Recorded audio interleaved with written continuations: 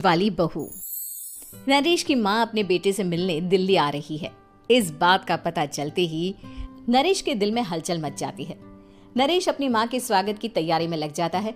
साथ ही उसे डर भी सताने लगता है कि उसकी माँ कहीं अपनी पुरानी जिद पर फिर से बैठ ना जाए। हे भगवान, इस बार बचा लो, अगले साल पक्का माँ की जिद पूरी कर दूंगा। तभी दरवाजे की घंटी बजती है। नरेश दरवाजा खोलता है तो सामने अपने मकान मालिक को देखकर हैरान हो जाता है, क्योंकि उनके साथ एक सुंदर सी लड़की भी थी। अब नमस्ते अंकल, कुछ काम था, मुझे बुला लेते। आपने क्यों कष्ट किया? अरे नहीं नहीं, इसमें कष्ट कैसा, मैं तो बस तुम्हें रीना से मिलवाने आया था। आज से रीना तुम्हारे साथ इसी फ्लैट में रहेगी। अंकल, कोई लड़का फ्लैटमेट नहीं है? एक अनजान लड़की के साथ रहना मेरे लिए थोड़ा अजीब होगा।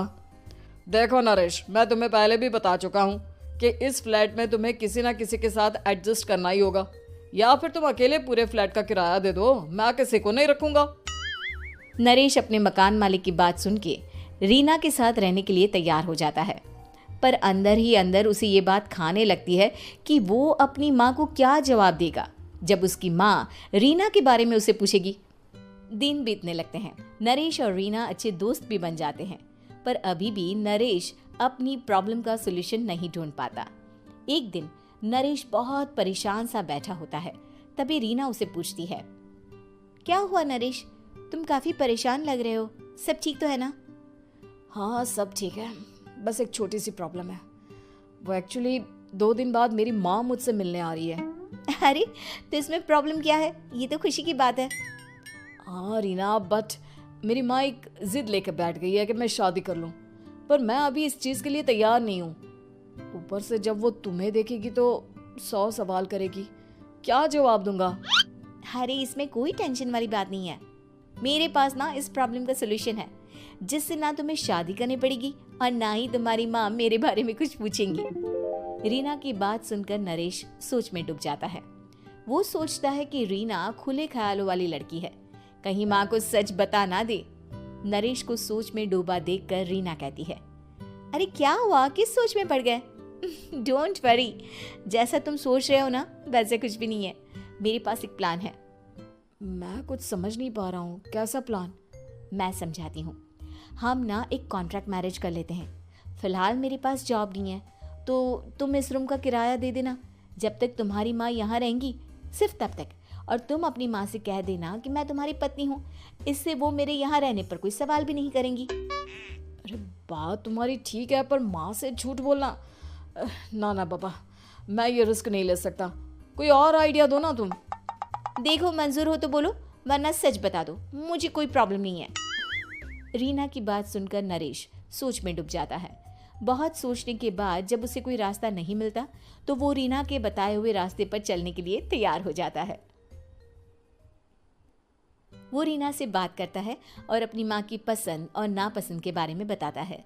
रीना भी नरेश की सभी बातों को ध्यान से सुनती है, ताकि कहीं उससे कोई गलती ना हो जाए। आखिर वो दिन भी आ जाता है जब नरेश की माँ उससे मिलने दिल्ली आ जाती है। नरेश अपनी माँ को फ्लैट पर लेकर जाता है। जैसे ही नरेश की माँ फ्लैट के अंदर जाती है, रीना उसके पैर छू लेती है। ये देखकर नरेश की माँ थोड़ी घबरा जाती है और नरेश से पूछती है, अरे बेटा नरेश, ये कौन है? माँ, ये आपकी बहू रीना है। माफ़ी चाहता हूँ, सब कुछ इतनी जल्दी में हुआ कि आपको बता ही नहीं पाया, इसलिए सोचा कि क्यों ना आपको सरप्राइज दिया जाए। अरे बेटा, मैं तो बस तेरा घर बसा हुआ देखना चाहती थी। हाँ, बहुत अरमान थे अपनी इकलौते बेटी की शादी को लेकर, लेकिन कोई बात नहीं, शायद किस्मत को यही मंजूर होगा। ये कहते ही नरेश की माँ रीना को गले लगा लेती है। रीना बेटिया, मेरा बेटा ना थोड़ा नादान है, पर तुम काफ़ी समझदार लगती हो, और मैं जानती हूँ कि तुम इसका बहुत अच्छे से ध्यान रखोगी। माँ आप चिंता मत कीजिए, मैं सब संभाल लूंगी। नरेश की माँ अपने बहू और बेटे के साथ खुशी खुशी रहने लगती है। दिन बीतने लगते हैं। नरेश की माँ और रीना का रिश्ता बहुत मजबूत होता चला जाता है। वो दोनों सारा दिन एक साथ रहती और खूब बातें करती। इधर साथ रहते रहते नरेश और रीना भी एक दूसरे से प्यार करने लगते हैं। दोनों को इस बात का एहसास हो जाता है, फिर भी वो इस बात को छुपा कर ही रखते हैं। एक दिन नरेश की माँ और रीना शादी के बारे में बात करने लगते हैं। रीना बिटिया, ये तो नरेश ने मुझे बिना बताए शादी कर ली, वरना मैं तो अपनी इकलौती बेटी की शादी इतनी धूमधाम से करती कि सारी दुनिया देखती रह जाती। अच्छा माँ, आप ऐसा भी क्या करती नरेश और मेरी शादी में जो दुनिया देखती रह जाती? अरे बिटिया, एक माँ के अरमान तुम अभी नहीं समझोगी। मैं तो अपनी बहू को एक रानी की तरह लेकर आती और शादी भी बिल्कुल शाही अंदाज में करती, पर मेरे तो सारे अरमान ऐसे ही रह गए। खैर, मुझे तो अपने बेटे और बहू की खुशी चाहिए बस। ये कहते हुए नरेश की माँ की आंखों में आंसू आ जाते हैं। रीना भी ये सुनकर ख्यालों में खो जाती है, क्योंकि वो भी मन ही मन खुद को नरेश की पत्नी और उसकी माँ की बहू मानने लगी थी। शाम को जब नरेश ऑफिस से घर आता है तो रीना खुद को रोक नहीं पाती और नरेश के सामने उसकी माँ को अपने और नरेश के रिश्ते का सारा सच बता देती है। रीना की बात सुनकर नरेश की माँ दोनों से बहुत नाराज हो जाती है और घर वापस जाने की बात करने लगती है। तुम दोनों ने मुझसे सच छुपाकर बहुत ठेस पहुंचाई है मुझे। अब तुम लोगों के साथ नहीं रहना चाहती मैं, कल ही वापस चली जाऊंगी अपने घर। माँ, मुझे माफ कर दो, ये सब मैंने रीना के कहने पर ही किया है, वरना मैं भी आपको कभी ठेस पहुंचाने के बारे में सोच भी नहीं सकता। हाँ माँ, हमने ये सिर्फ आपका दिल रखने के लिए किया, प्लीज हम दोनों को माफ कर दीजिए। तुम दोनों ने मेरे अरमानों के साथ खिलवाड़ किया है, और वैसे भी मुझे अपने बेटे के लिए एक अच्छी लड़की ढूंढनी है, इसलिए मेरा यहाँ से जाना ही बेहतर होगा। माँ की ये बात सुनकर रीना खुद को रोक नहीं पाती। माँ, क्या मैं आपके घर की बहू बनने लायक नहीं हूँ? रीना की बात सुनकर नरेश हैरान रह जाता है। नरेश की माँ भी कुछ समझ नहीं पाती।